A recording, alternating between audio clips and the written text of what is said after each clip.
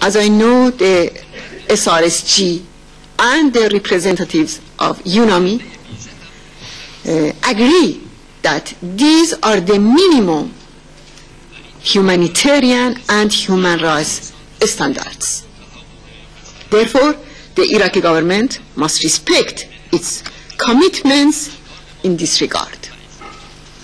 I even declared that in order to start a safe and peaceful transfer of the residents, while foregoing many of their rights in the framework agreed by the US, EU, and the SRSG, I'm prepared either to go to Baghdad or to convince the residents group by group. Yes, anyone who is seeking to prevent the defeat of a peaceful solution and to avoid another massacre would call for these minimum assurances. Absent of human rights standards, another tragedy would be awaiting the residents in the next phase, because behind all these pressures is a regime that needs to destroy its opposition, just as they have done with regard to their nuclear dossier. The mullahs want to deceive the international community with regard to Ashraf residents. Indeed, they have constantly violated the standards, but now the residents must answer why they want to take their belongings and vehicles with them. Where does the root of these questions and restrictions lie? UN, US, and EU should not allow the mullahs and the Iraqi government to put aside the political honor and dignity of Iranian dissidents and not to facilitate another massacre. I have come to the House of Democracy in Europe today and to ask you, as the pioneer of the European Parliament, to ask the European and American governments to fulfill their responsibility in this regard. First, preventing another tragedy by adopting appropriate measures to save the peaceful solution, that's to say, transforming liberty to a prison.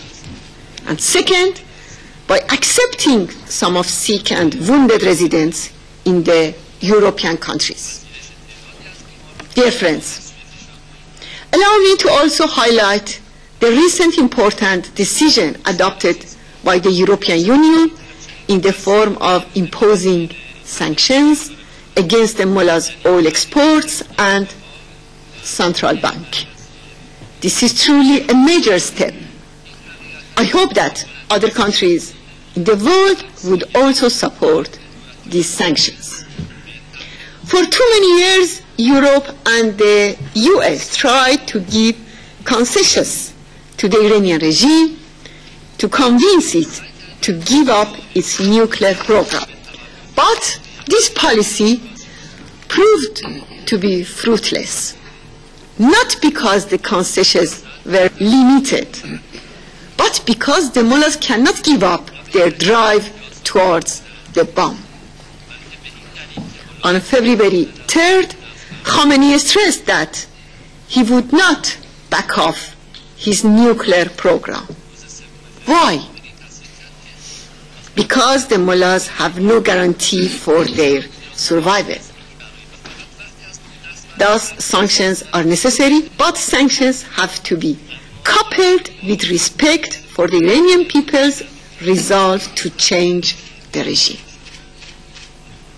Suppression and executions in Iran, the domination of Iraq and Lebanon, and meddling in other locations, suppression of Ashraf residents, and the nuclear program are not isolated phenomena.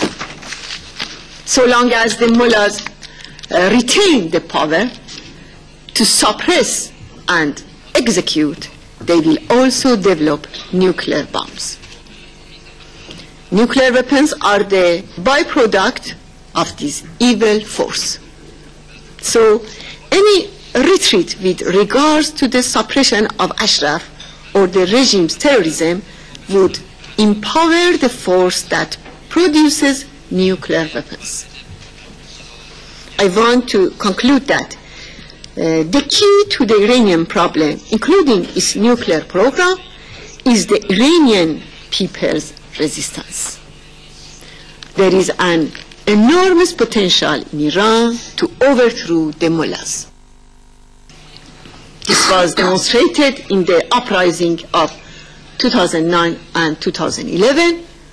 This potential, with the leadership of the resistance movement, is capable to create fundamental change in Iran.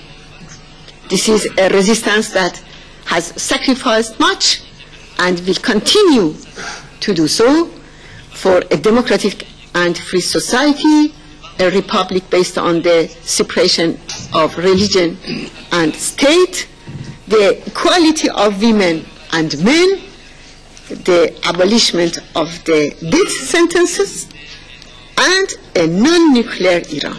I thank you all very much. Thank you.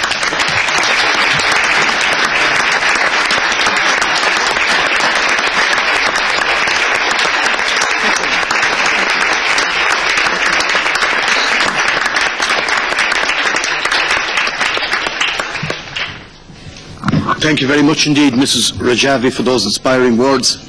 And we all share your anxiety in relation to what could or what may happen in relation to Camp Liberty. And that's the reason we have such a powerful panel of speakers here today by way of solidarity and support. And it now gives me great pleasure to call on the second of our American guests, the chairman, former chairman of the United States Democratic Party, Governor Howard Dean. Over to you, Howard.